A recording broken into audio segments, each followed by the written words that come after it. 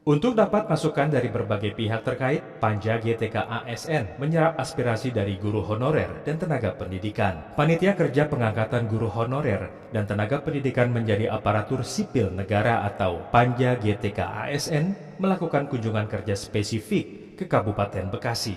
Ketua Komisi 10 DPR RI Saiful Huda mengkritisi adanya formasi yang kosong sebanyak hampir 500.000 bagi guru honorer dan tenaga pendidikan yang hingga kini belum terisi. Ia meminta Kementerian Pendidikan dan Kebudayaan untuk dapat bersinergi dengan Kementerian Aparatur Negara dan Reformasi Birokrasi serta Kementerian Keuangan terkait honorarium maupun gaji dan tunjangan bagi GTK yang nantinya akan diangkat menjadi ASN. Skema pembiayaan, teman-teman Pemda merasa ini jadi beban APBD. Kalau APBD anggarannya untuk pembiayaan P3K ini, baik nanti honorer tunjangannya. Sementara itu, anggota Komisi 10 DPR RI lainnya, Ali Zamroni, berupaya untuk memperjuangkan nasib GTK menjadi ASN. Ali Zamroni menyebut, pengangkatan GTK menjadi ASN sangat penting. Kan harapan dan cita-cita yang didambakan selama ini oleh para tenaga kependidikan ya. Dan kita juga harus berbangga bahwa Komisi 10 terus mendesak terkait dengan ini dan mudah-mudahan kita mohon doa dan kawalan dari seluruh masyarakat Indonesia. Wakil Ketua Komisi 10 DPR RI Abdul Fikri Fakih mengkritisi rumitnya pengangkatan GTK menjadi ASN. Koordinasi pemerintah dinilai sangat buruk dan berimbas terhadap ketidakjelasan nasib GTK ini. Menurut Abdul Fikri Fakih, semestinya Kementerian Pendidikan Kebudayaan dapat duduk bersama dengan Kementerian Pendayagunaan Aparatur Negara, Reformasi Birokrasi, serta Kementerian Keuangan agar persoalan GTK segera diangkat menjadi ASN dan dijamin dengan payung hukum yang sah. Kalau kemudian seperti Menteri mengatakan bahwa ini akan ditanggung oleh APBN, juga ketika RDP kita diberi penjelasan dari Kementerian Keuangan bahwa ini sudah earmark. Jadi earmarking sudah ditegaskan bahwa ini dana untuk gaji dan tunjangan P3K.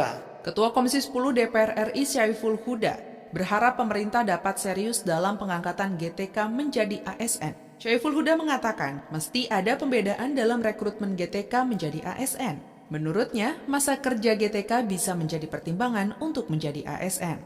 Hal yang lain, semangat kami di Komisi 10 adalah pengangkatan, bukan seleksi. Kalau seleksi, masih ada potensi. Komisi 10 DPR RI mendukung para guru dan tenaga pendidik atau GTK honorer menjadi PPPK ataupun ASN. Ditemui saat kunjungan kerja Komisi 10 ke Sragen, Provinsi Jawa Tengah, Wakil Ketua Komisi 10 DPR RI, Agustina Wilujeng Pramestuti, mendukung GTK honorer menjadi PPPK atau ASN dan memprioritaskan umur di atas 40 tahun sampai 50 tahun. Agustina menambahkan, untuk mewujudkan hal tersebut, Komisi 10 DPR RI berharap ada kerjasama yang baik antara lembaga pemerintah seperti Kemenpan RB, Mendagri, Badan Kepegawaian Negara, maupun pemerintah daerah. Ya mudah-mudahan tahun ini teman-teman yang usianya di atas 50 tahun itu mendapatkan prioritas, kemudian yang usianya 40 tahun juga segera bisa diangkat. Saya kira itu harapan kita dan ini tidak akan bisa tercapai kalau hanya Komisi 10 dan Mendikbud saja. Jadi ini membutuhkan kerjasama dari Kemenpan RB, Kementerian Dalam Negeri, Badan Kepegawaian Nasional, dan pemerintah daerah. Anggota Komisi 10 DPR RI lainnya, Mujib Rohmat, mendukung guru dan tenaga pendidik menjadi PPPK dan ASN. Mujib Rohmat berpendapat, guru dan tenaga pendidik merupakan elemen yang sangat penting dalam mencerdaskan masyarakat Indonesia. Untuk itu, sangat penting untuk memberikan apresiasi kepada guru dan tenaga pendidikan. Tapi pada intinya adalah Komisi 10 memberikan apresiasi dan merespon keinginan dari para guru honorer yang sudah mengabdi puluhan tahun, hendaknya itu mendapatkan perhatian dari negara. Wakil Ketua Komisi 10 DPR RI Agustina Wilujeng meminta Peraturan Presiden Nomor 98 Tahun 2020 tentang gaji dan tunjangan P3K untuk direvisi. Hal tersebut yang menjadi permasalahan pengangkatan guru tenaga kependidikan menjadi ASN karena daerah tidak memiliki kesanggupan untuk membiayai gaji dan tunjangan ASN yang diangkat melalui program 1 juta P3K. Nah, disinilah peran Komisi 10 untuk memberikan jaminan. Kalau memang itu mau dilaksanakan, berarti Kemendikbud harus mengupayakan perubahan perpres. sama dengan Menpan RB dan Kementerian Dalam Negeri. Perpres itulah yang akan menjadi pegangan untuk Kementerian Keuangan memberikan pembiayaan untuk 1 juta GTK yang akan diangkat. Anggota Komisi 10 DPR RI Purnama Sidi mendorong pemerintah untuk segera mengangkat tenaga honorer, terutama guru tenaga kependidikan, untuk menjadi ASN. Namun dengan skema pembiayaan gaji dan tunjangan dibebankan sepenuhnya kepada pusat melalui APBN. Informasi yang mereka dapat baik dari Kementerian Keuangan, Kementerian Dalam Negeri, maupun juga dari Kementerian Pendidikan dan Kebudayaan masih bersifat verbal, belum bersifat surat. Apakah itu surat keputusan atau kemudian apapun lah, itu mereka belum mendapatkan regulasi yang tertulis. Hingga saat ini, pemerintah daerah belum melakukan pengusulan formasi pengangkatan P3K untuk tahun 2021. Hal itu dikarenakan belum adanya kejelasan dan penegasan terkait pembiayaan gaji dan tunjangan dari pemerintah pusat. Kepada Pak Abdul Fikri, dipersilakan. Terima kasih Ketua. Assalamualaikum warahmatullahi wabarakatuh. Pimpinan dan anggota DPR RI yang saya hormati, sekarang ada panja tentang rekrutmen guru dan tenaga pendidikan honorer menjadi ASN. Tapi saya interupsi karena RDP, Raker, dan RDPU bahkan rapat gabungan itu rasa tidak begitu efektif. Kenapa? Jadi sekarang ini terjadi Pemda, baik provinsi maupun kabupaten kota, sedang tidak percaya kepada pemerintah pusat. Apa sebabnya? Karena rekrutmen yang lalu 34.000 P3K ternyata dibiayai sepenuhnya oleh APBD.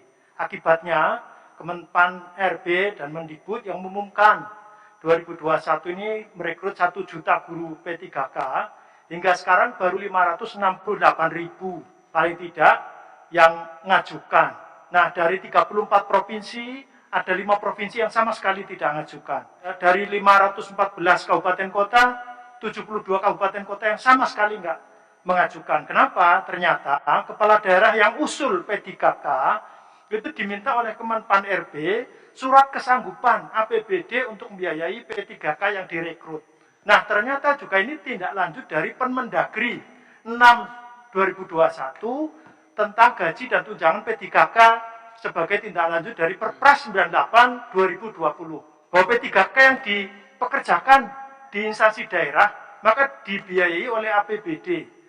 Nah, agar janji Kemendikbud, Kemenpan RB, dan bahkan Kementerian Keuangan yang mengatakan bahwa P3K akan dibiayai oleh APBN sepenuhnya, ini berita ini tidak dianggap hoax. Maka sebaiknya Perpres 98/2020 supaya diubah. Melalui forum ini, sebelum yang terhormat ini, kami minta kepada pimpinan Dewan untuk menyampaikan aspirasi ini. Diganti. Bahkan kalau perlu SKB 4 menteri, yaitu Menteri Keuangan, Menteri Pendidikan Kebudayaan, Menteri Pan RB, dan Menteri Dalam Negeri. 1 juta P3K sebaiknya alokasinya ya sepenuhnya APBN. Tetapi juga ini di formasi yang sudah diumumkan hanya merekrut mata pelajaran tertentu. Sebaiknya semua mata pelajaran yang dibutuhkan daerah, termasuk guru agama, kesenian, olahraga, dan jangan lupa bahwa pendidikan tidak berjalan baik bila tanpa tenaga kependidikan atau tendik. Maka sebaiknya juga sebagai bagian dari 1 juta rekrutmen P3K adalah tenaga kependidikan. Demikian, mudah-mudahan lebih efektif dari RDPU, Raker, dan semua forum di Komisi 10. Matur nuwun, Assalamualaikum warahmatullahi wabarakatuh.